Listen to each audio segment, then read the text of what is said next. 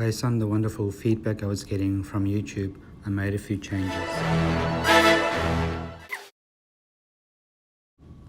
So I received my stainless steel shim stock in the post yesterday. The material is about 310 millimeters wide, so I proceeded to mark out 200 millimeter wide pieces and cutting it.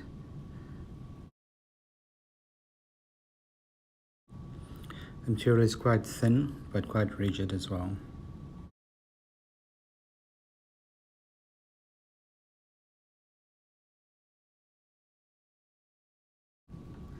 I used Kapton tape to stick the two pieces together, so this would be the bottom of the belt.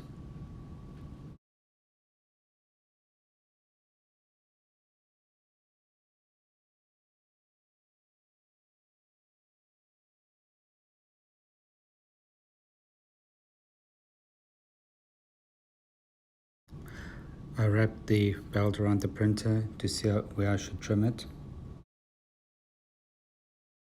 Then I used another piece of Kapton tape to make it into a loop.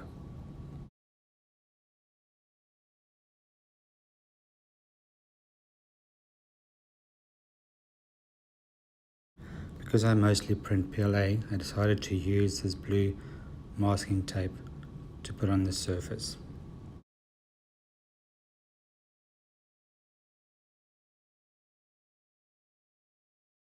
I just wound it round and round in a spiral,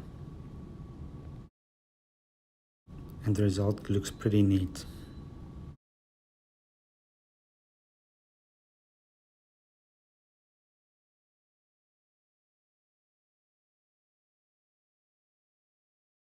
I printed the crocodile again using black belt Cura. Everything was going very well until I got close to the end, when one of the feet lifted. You'll see I'll stop the print early before it finishes. I need to tighten the belt a bit more. Please like and subscribe.